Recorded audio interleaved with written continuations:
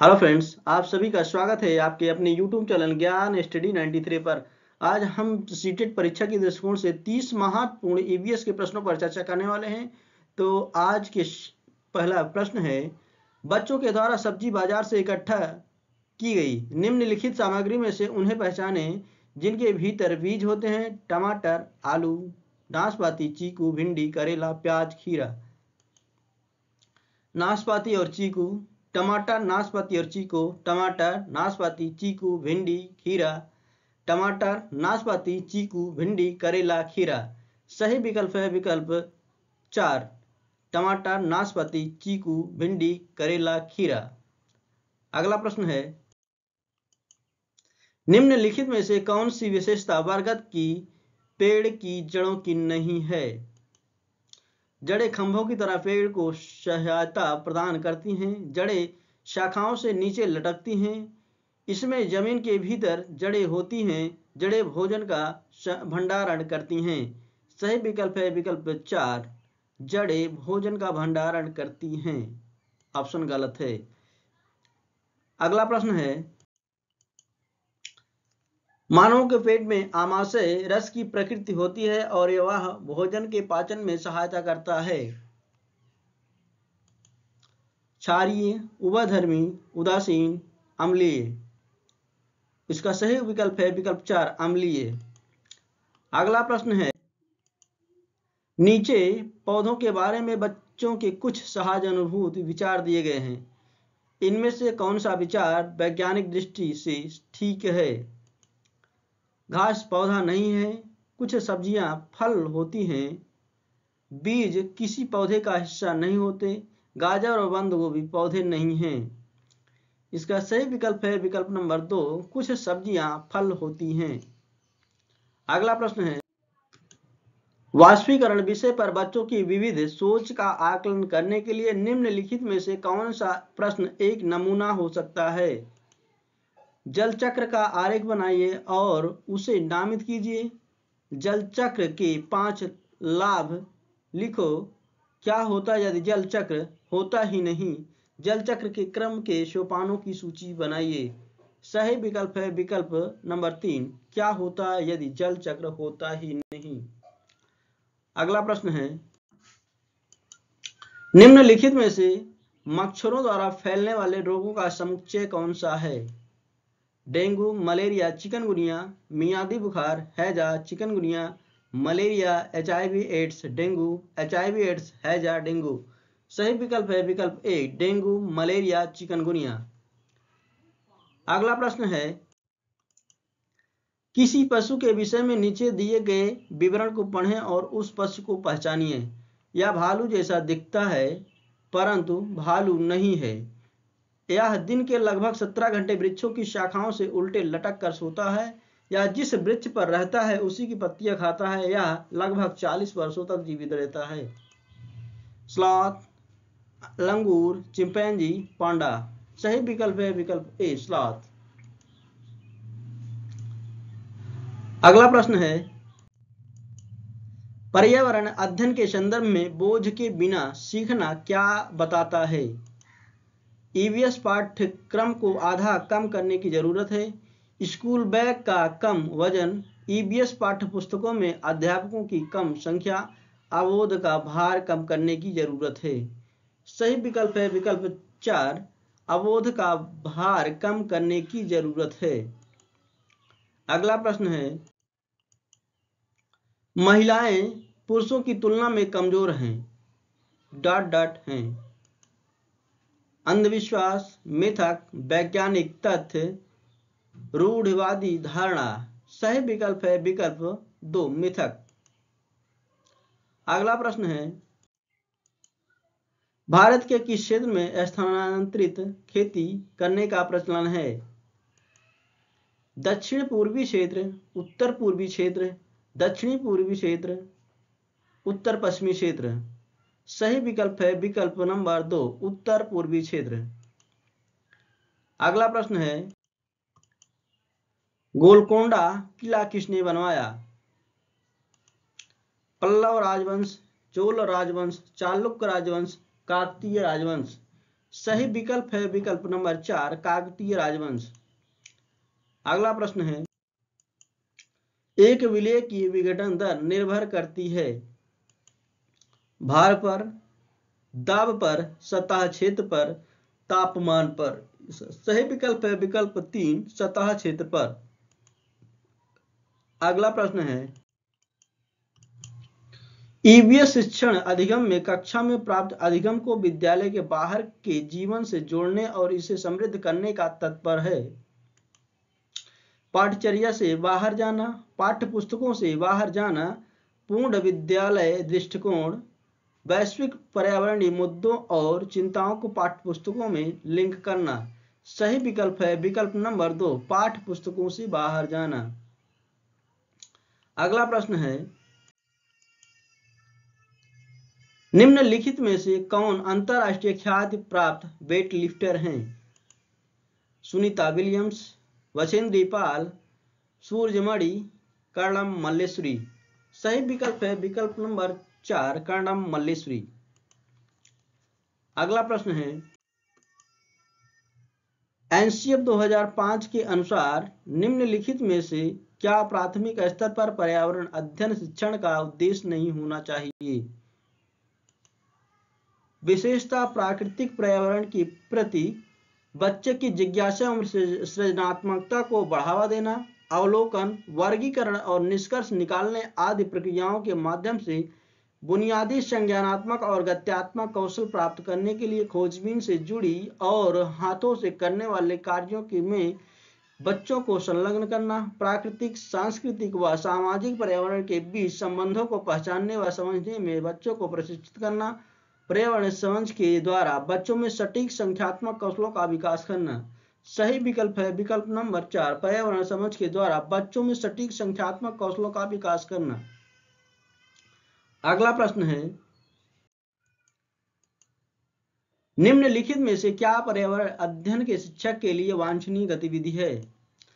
विभिन्न कक्षाओं की बहुसांस्कृतिक क्षेत्र को संबोधित करना, पर्यावरण अध्ययन की अवधारणा से संबंधित महत्वपूर्ण सूचनाओं को बच्चों को देने के लिए प्रेरित करना, पर्यावरण अध्ययन के 6 प्रकरणों का रेखीय आयोजन करना, केवल पाठ्य पुस्तकों पर आश्रित रहना। सही विकल्प है विकल्प नंबर 1 विभिन्न कक्षाओं की बहुसांस्कृतिक क्षेत्र को संबोधित करना।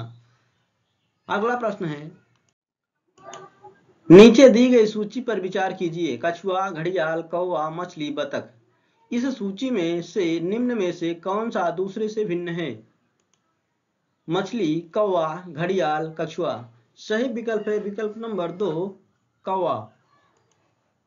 अगला प्रश्न है, प्राथमिक स्तर पर ईवीएस पाठ्यपुस्तकों में कविताएं और कहानियां सम्मिलित करने का कारण है विद्यार्थियों में साहित्यिक रुचि विकसित करना, विषय के अधिगम में आमोद प्रमोद प्रदान करना, मूल संकल्पनाओं के अधिगम में वृद्धि करना, विषय वस्तु को प्रस्तुत करने की नित्यचर्या और एकरसता में परिवर्तन करना। सही विकल्प है विकल्प नंबर 2 विषय के अधिगम में आमोद प्रमोद प्रदान करना। अगला प्रश्न है, प्राथमिक स्तर पर बच्चों के संरक्षण की संकल्पना के बारे में विद्यार्थियों को संवेदनशील बनाने के लिए नीचे दिया गया कौन सा क्रियाकलाप उपयुक्त नहीं है? वृक्षों पर नारा लेखन प्रतियोगिता आयोजित करना, प्रत्येक छात्र को एक वृक्ष को अपनाकर उसकी देखरेख के लिए प्रोत्साहित करना, बच्चों को लकड़ी के लट्ठों का भंडार दिखाना, वृक्षों पर पोस्टर बनाने की प्रतियोगिता आयोजित करना। सही विकल्प है विकल्प नंबर 3 बच्चों को लकड़ी के लट्ठों का भंडार दिखाना। अगला प्रश्न है, बीज अंकुरण की अवधारणा को इस तरह सबसे बेहतर तरीके से पढ़ाया जा सकता है। बीज बोने, अंकुरण के विभिन्न चरणों का अवलोकन करने और उनका चित्र बनाने की गतिविधि को बच्चों को निष्पादित करने के लिए कहना, अंकुरित बीजों की फोटो दिखाना, कक्षा में अंकुरित बीजों को दिखाना और अंकुरण की प्रक्रिया को स्पष्ट करना, बोर्ड पर चित्र बनाते हुए अंकुरण के चरणों को प्रदर्शित करना।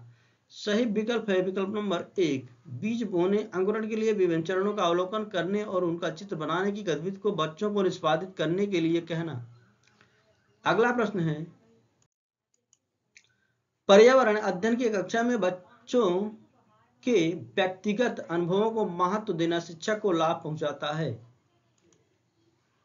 विषय को बच्चों के अनुभव संसार से जुड़ने और विमर्श व सीखने को बढ़ावा देने में, उसकी ऊर्जा बचाने में, क्योंकि बच्चे बातचीत करना पसंद करते हैं। बच्चों के विशिष्ट अनुभव को जानने में, बच्चों की भाषा और संप्रेषण कुशलताओं को सुधारने और परिमार्जित करने में। सही विकल्प है विकल्प नंबर 1, विषय को बच्चों के अनुभव संसार से जुड़ने और विमर्श व सीखने को बढ़ावा देना। अगला प्रश्न है, निम्नलिखित में से कौन सा प्राथमिक विद्यालय में पर्यावरण अध्ययन पढ़ाने का उद्देश्य निरूपित करता है? अपने ज्ञान का विस्तार करने के लिए बच्चों को सूचना देना कि उन्हें कौन सी पुस्तकें पढ़नी चाहिए, विद्यालय में बच्चों के अनुभवों को बाहरी दुनिया से जोड़ना, बच्चों को तकनीकी शब्दावली या परिभाषाओं से परिचित कराना, पर्यावरण अध्ययन से संबंधित तकनीकी शब्दों का आकलन। सही विकल्प है विकल्प नंबर 2, विद्यालय में बच्चों के अनुभव को बाहरी दुनिया से जोड़ना। अगला प्रश्न है, एक किसान दानों को भूसे से अलग करना चाहता है। जिस प्रक्रिया से यह किया जा सकता है वह कहलाती है? फसल की कटाई, हस्तचयन, थ्रेशिंग, निष्पादन। सही विकल्प है विकल्प नंबर 4, निष्पादन। अगला प्रश्न है, प्राथमिक स्तर पर आकलन में शामिल होना चाहिए अर्धवार्षिक और वर्ष के अंत में वार्षिक परीक्षाएं। छोटे बच्चों को उत्तीर्ण अथवा अनुत्तीर्ण श्रेणी के अंतर्गत आंकने के लिए प्रत्येक सप्ताह गृह कार्य और कक्षा कार्य शिक्षक द्वारा सतत और असंरचनात्मक तरीके से किए गए अवलोकन को बच्चों और अभिभावकों के साथ बांटना, प्रत्येक सप्ताह और औपचारिक परीक्षाएं और खेल तथा उन्हें प्रगति पत्र में दर्ज करना। सही विकल्प है विकल्प नंबर 3, शिक्षक द्वारा सतत और असंरचनात्मक तरीके से किए गए अवलोकन को बच्चों और अभिभावकों के साथ बांटना। अगला प्रश्न है, प्राथमिक स्तर पर पर्यावरण अध्ययन की आकलन निम्नलिखित में से कौन सा एक संकेतक उपयुक्त है? प्रश्न पूछना, न्याय और समानता के प्रति चिंता, सहयोग, स्मरण रखना। सही विकल्प है विकल्प नंबर 4, स्मरण रखना। अगला प्रश्न है, एक अध्यापक को कक्षा 4 के विद्यार्थियों को हमारे देश के भोजन की सांस्कृतिक विविधताएं पढ़ाना है।